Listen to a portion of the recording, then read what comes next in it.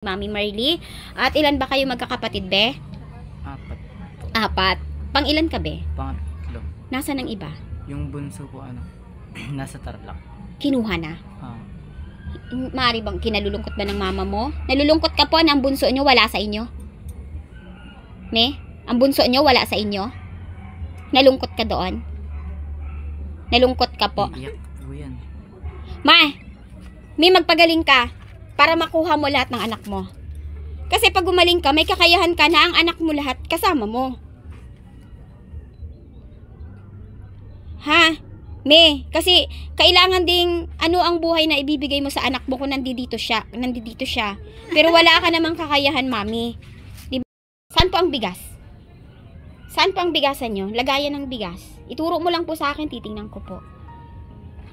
Ha? Sa loob pa po? Parang hindi mo alam na may bigas pa kayo. Saan ang bigasan nyo? Wala tayong makausap dito, Kabindor. Wala nga. Walang... Oo. So, yan. Tawag dito. Tingin ko walang bigas eh. Saan ang anak mo, me? Saan natin makikita ang anak mo? Buti pa tong mga pusa, hindi ka iniiwan. Yung mga anak mo iniiwan kapag may vlogger na nagpunta. Baby boy! Mama mo? Pwede ka makausap na saglit? Ha? Teka, tanungin kita. Ikaw ba yung nag-aaral? Hindi po. Ha? Ilang taong ka na? 16 po. 16! Pati, anong grade ang natapos mo? Upo ka muna, din. Anong grade ang natapos mo? Mababa lang po yun. Hindi. Anong grade? Gusto kong malaman. Pwede ka sa ALS. Nasa 3 po. Grade 3. Gusto mo mag-ALS? I-ALS kita. May birth certificate ka na, di ba? Wala pa po. Wala. Hindi po nakukuha. Pero naglakad na. Apo. Gusto mo mag-ALS? Alternative Learning System. Din lang. Enroll kita. Ha? Tingnan natin kung may enrollment sila ngayon. No? Kasi alam ko yun, March. Pag naka-ALS ka, matik grade 6 tapos ka na. Susunod, grade 6 no? Sunod first year high school ka na. Pag nag-first year high school ka, nag-ALS ka ulit, ibig sabihin graduate ka ng high school. Pag nakaya mo yun. So, gusto mo yan? Mag-aral ka?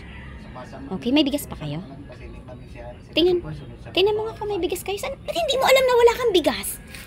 Ikaw yung anak na hindi mo alam kung may bigas o wala? Asan ang bigasan? Gusto ko makita ang bigasan mo? Patingin nga. Ay, may bigas. Baka yun pa yung binigay mo, Kabindor? Ha? Hindi na po? Hindi na. Iba na, naubos na po yun? Iba na. Okay. Magsain ka na, bibe. May ipapakiusap ako sa'yo. Halika dito. May ipapakiusap ako sa'yo. Dito.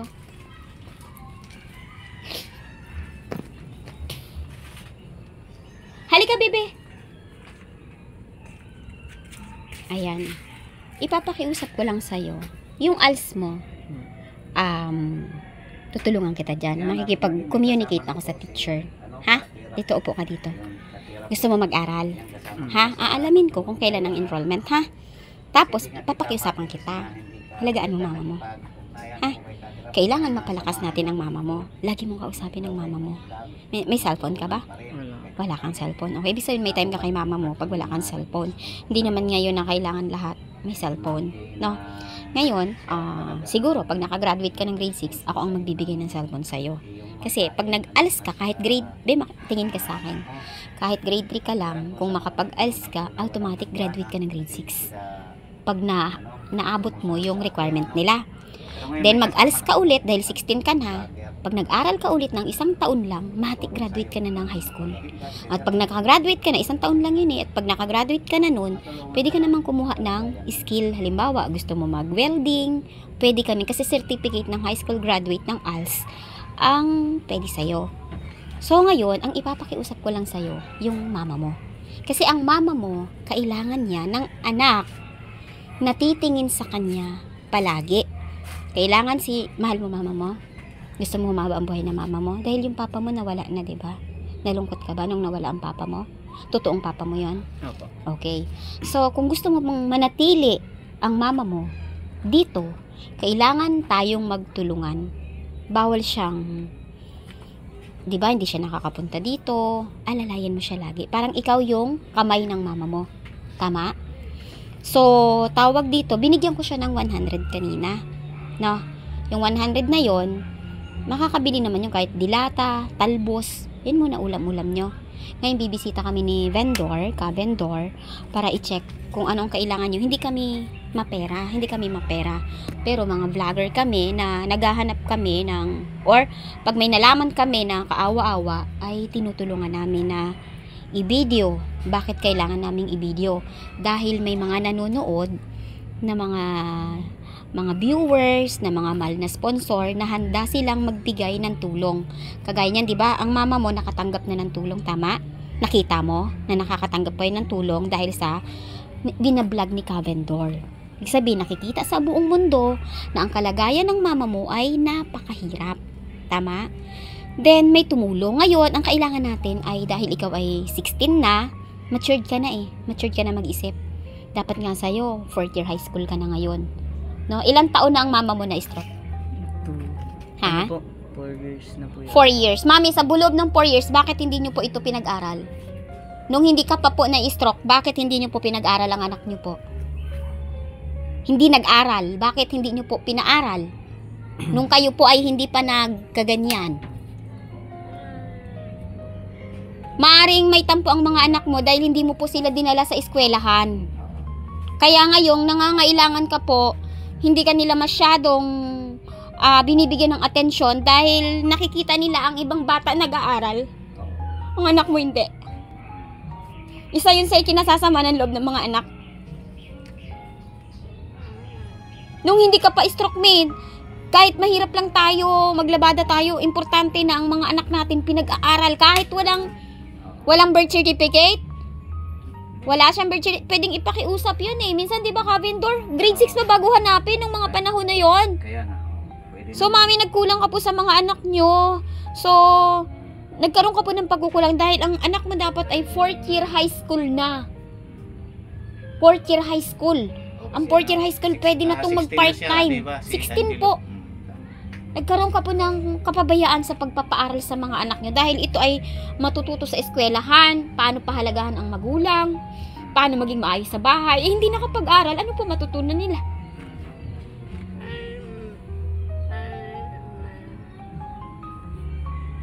So, yan ha. Pakiusap ko sa'yo ng nanay mo. Kausapin mo palagi, Ma, good morning, Ma. Batiin mo siya pagising. Lord, thank you po, gising ang mama ko. Masigla po siya. Tapos, tawag dito, kung ano ang pwede mong maibigay sa kanya, ibigay mo. Yung hindi mo naman kailangan ng maraming pera, kasi ang kailangan ng mama mo pagmamahal. No? Ngayon, i-check natin ito kung may mga mahal na sponsor na tutulong sa inyo. Ang mama mo kailangan madala sa doktor. No? Para yung pagsasalita niya, nagsasalita siya, be. Apo. Nagsasalita siya. Kausapin mo siya ng may pagmamahal na halimbawa may konti kang tampo dahil grade 3 ka lang, 16 ka na, alisin mo na yun. No? Alisin mo na yun. So, ang kailangan ng mama mo ngayon, mapahaba ang buhay niya. No? Masaya siya dito. Kahit ganito ang bahay mo, kung puno ng pagmamahal ang magulang mo, makaka-recover siya. Tama? So, kagaya ngayon, anong oras na? Hapon na, wala. Kailangan magsasaing ka na. Anong oras ba dapat kumakain ng mama mo, 'di ba? Alas 7 ng umaga, alas 12 ng tanghali, tapos sa hapon alas 6. Yan lang, makakain lang siya ng 3 beses na yan, bebe. Malaking recovery yan sa kanya. Kasi tas minsan, Ma, may kailangan ka ba, Ma? Oh, na? Malay mo pagbisita natin, may magbigay sa inyo ng financial, may magbigay ulit ng bigas, 'di ba, ka-vendor? Ayan, nagpapasalamat po tayo kay ka-vendor man dahil natagpuan niya po si Mami Marley. At ilan ba kayo magkakapatid, be? 4. Pang ilan ka, be? Pangatlo. Nasaan ang iba? Yung bunso ko, nasa Tarlac. Kinuha na. Maari bang kinalulungkot ba ng mama mo? Nalulungkot ka po na ang bunso niyo wala sa inyo? Ne? Ang bunso niyo wala sa inyo? Nalungkot ka doon? Nalungkot ka po? Iyak po yan. Ma, may magpagaling ka para makuha mo lahat ng anak mo. Kasi pag gumaling ka, may kakayahan ka na ang anak mo lahat kasama mo. Ha? Me, kasi kailangan ding ang buhay na ibibigay mo sa anak mo kung nandito siya. Pero wala ka namang kakayahan, Mami. 'Di ba kailangan kaya, Mami, dapat magpagaling ka muna. Me, No, at magtulungan kami dyan ni Cavendors. Ayan, humingi po ako ng tulong sa mga mahal na sponsor na mapacheck up po si mami. No? At pag gumaling kami, lahat ng anak mo sa'yo. Ha? Me? Tama?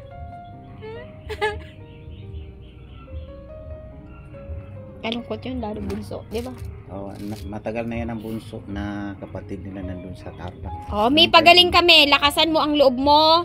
Magpagaling ka, kailangan ka po ng anak mo. Kasi kung wala tayong kakayahan na palakihin ang ating mga anak, mas mainam po na sa ibang tao sila para maibigay po yung kailangan nila, me. Ngayon, kung gusto mo po na mabawi ang anak mo, madala sa'yo dito, magpalakas kami. Ha? Ayan.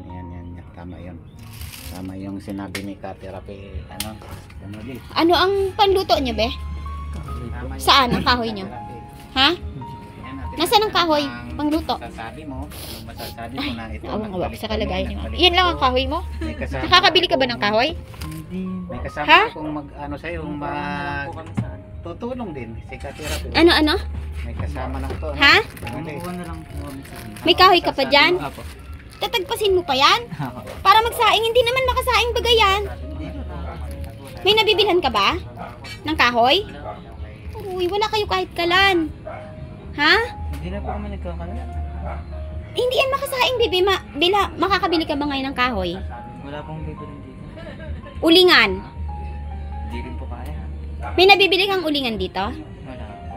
Sige, maghanap tayo ng ulingan ha. Para may uling na, may kahoy na. Ano ka ba naman itong buhay na kawawa naman itong mga batang ito. Ay, nakaka-therapy, kaawa-awa ang mga batang ito, no?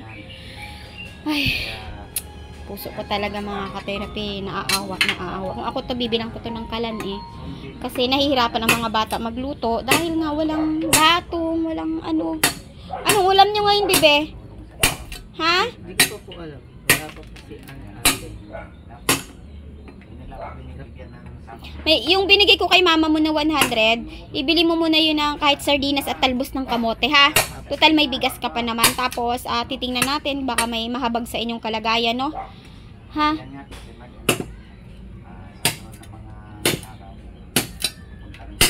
Makakaluto na ba ng sinaing yan?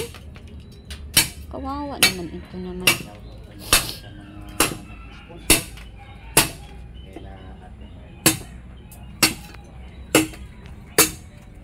Ayan, Cavendor. Ayan. Naiyak talaga ako. Ano ang Naiyak ako. natin? Yun sana muna mapacheck up si mami. Kasi doon magsisimula eh. Doon magsisimula ang lahat. Pag napacheck up si mami, may gamot siya, komportable siya sa puso na hindi siya atakihin anytime. Yun ang una eh. Tapos pagkain na maayos. At itong anak niya, nakausap ko naman, napakabait. Anong pangalan mo, bebe? Angelo. Okay. So, alagaan mo si mama, ha? Ha, papakiusap ko sa'yo. Tapos, aalamin ko ang ALS para makapag-aral ito. Total, di ba nalakaran mo na ng birth May birth certificate? certificate na yan. Ngayon, Okay. yan na nga, sa dami kong ginagawa ka-therapy, di ko na sila napapagtuunan din ng pansin na ganun. So, tulad ng sinasuggest mo, Okay. maganda yun. Oo. Kaya, yan, mas malaking bagay na magkasama tayo kasi may mga, tayo, yung, pang tawag doon, yung, may mga idea tayo na Yes. dapat gawin Oo. para sa kanila. Okay. Hindi nga lumaki si Angelo eh. 16. Parang 10 taon lang eh. Tapos wala pa silang gatong. Yan na, ito yung Tapos may wheelchair. Hindi mo na pwedeng ilabas Yung dito. palakol na yan, na niya, dinunod ko sa kanya yan para magkaroon sila ng pangsimak. Yan, hawak niya. Okay, hahanap tayo ng kalan. Kahit di uling lang muna, no? Kasi wala tayong kakayahang bumili ng LPG. Pwede yan. Kung may LPG sana ito, ang budget sa LPG niya, mga 4,000, no? Kasama yung tangke. Kalan, 4,000, makakabili na to LPG, no? Pero ang gagawin natin dahil wala naman tayong pambili, kalan na di uling. Pwede rin yun muna. Kasi ang hirap yan, ang dapog niya. Pag ang kahoy mo dito, 2 piraso, hindi na ito sisindi. Ay, wala na yan. Hindi ito makasaing. Yan, ka-therapy, ito ginawa ko yan. Ay, galing naman ni Ginawa ko yan, pati Cavendor. yung pinagsasaingan nila. Oo. Ayan. Ano ha? Saing ka muna. Iingin mo muna kay mami mo yung kasi nagpa-check up ako, 'di ba? Cavendor kanina. So, naubos yung pera ko. Kaya yung 100 kay mami, yun lang muna ang kaya kong ibigay sa ngayon. Gusto ko sana siyang bigyan ng pambiling ulam eh. Wala pa. Dahil nagastusan tayo kanina. Ako naman wala pa dito makakasahod sa aking barangay kaya wala pa akong At wala ka ring sahod sa YouTube. Wala Ako, pa rin 5 po. buwan na akong walang sweldo sa YouTube kasi napakababa ng ating viewers. Oh, wala pa. Ako rin, wala pa. Oo. So, yan. Yan lang aming kakayahan ni Kavendor na ang ipakita po sa inyong mga viewers. Ang kalagayan po ni Mami Merly na sila po ay nangangailangan ng tulong para si Mami Merly makabalik sa normal. May pag-asa malaki ang pag-asa niya. Basta ma-doktor ito, tamang gamutan, tapos pagmamahal ni Angelo at ng iba pang kapatid, no? Wala ka pa, Angelo, ang kapatid na nag-asawa? Wala po. Okay, very good yan. Very good talaga yan. May naka-high school ka bang kapatid? Nakagraduate po. May naka-graduate ka sa high school? Si Ate Chris po. At may trabaho siya? Wala pa po. Wala siyang trabaho. Kasi ang high school graduate ngayon, wala pa rin dapat. Dapat nag-K-12 talaga. Yan ha.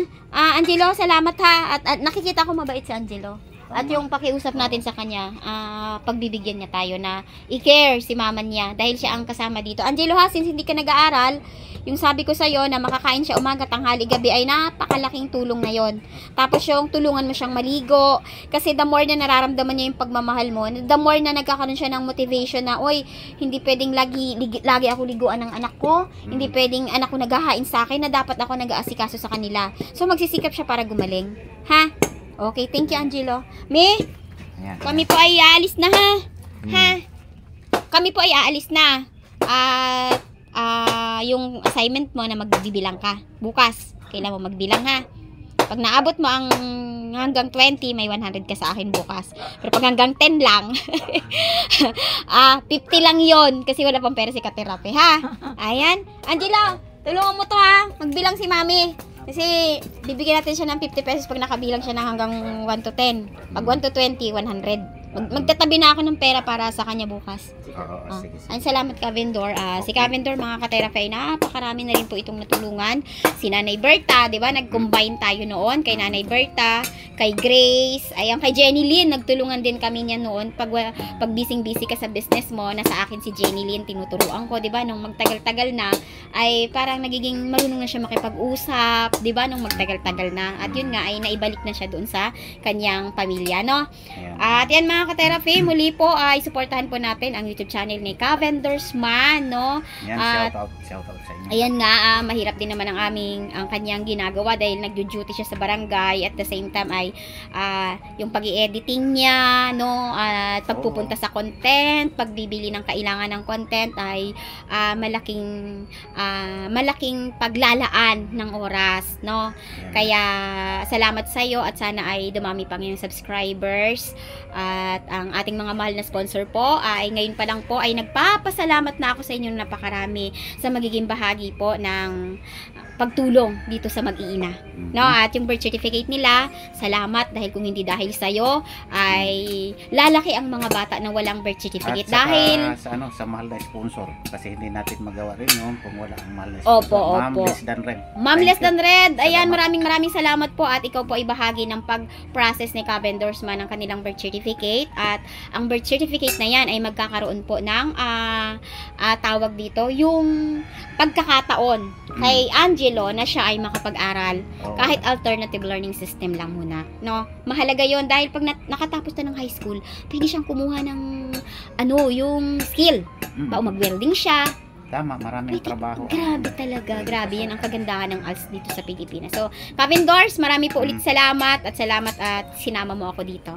Ayan, thank you so much po. Nagpapasalamat ako kay Ka-Therapy na siyang kasama ko dito upang yung anong tawag doon?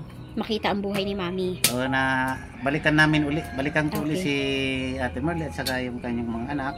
Nananalig ako na lalakas ang loob ko na sila ay matulungan kasi katuwang ko nga si Ka-Therapy upang tumulong. Kasi kung ako lang mag-isa parang di ko na kinakaya noong lalo na marami akong tulad to, di pa nila ako sinusunod na ko parang nai-stress ako kaya nagawa ko yung bitawan sila. Okay. Ayan, pasalamat ako kay Ka-Therapy na nariyan siya at nakausap ko na rin naman siya, willing naman siya din na tulungan sila Ate Marley. Yan, shout out po sa inyo. Okay, tutukan natin, Ka-vendors, ha? Okay. Kahit busy tayo, ay maglaan tayo ng oras para sa kanila, para itong buhay nila ay mabago at ang mga bata ay magkaroon pa ng magandang future. Ano? Okay. Okay. Sige, minsan kausapin mo yung ate mo na graduate ka mo ng high school, no? Ha? Baka meron siyang mapasukan pa na skill ba? Sa, 'di ba? Maraming mga test na ngayon. Pag nakaaral ang ate mo ng skill doon, magkakaroon siya ng maayos na trabaho. Ha? Angelo, asahan kita, ha? Sige, Alagaan mo ang mama mo at mahalin mo, ha? sa mga susunod na araw makakausap natin yun sila. Ikaw magaling ka mag-explain dahil ako hindi man ako masyado doon sa 'di ba sa tulad to. Lalo na kung babae ang kausap ko tulad na yung ate niya. Okay. Naiilang ako doon. Ikaw mas magaling ang pag-explain mo sa kanya at maiintindihan niya. Okay. Diba, no? Me, happy lang, ha? Be, ang bill nyo, ang kuryente nyo dito, saan kayo nakakabit? Kaya ate po. Magkano binabayad nyo per week? Sila ate Chris nagbabay. Pero ang gamit nyo ilaw lang. Opo. Wala kayong electric pan. Wala po. Paano ang lamok? May kulambo si mami. Wala rin po. Ay, kawawa. Wala talaga silang wala silang kulambo. Kawawa. Sige, ha? Kumot lang kumot. Sige, ha? Salamat, ha? Ipagluto mo na si mami at pakainin, ha? Paramdam mo sa mama mo na mahal mo yung kamay ka niya.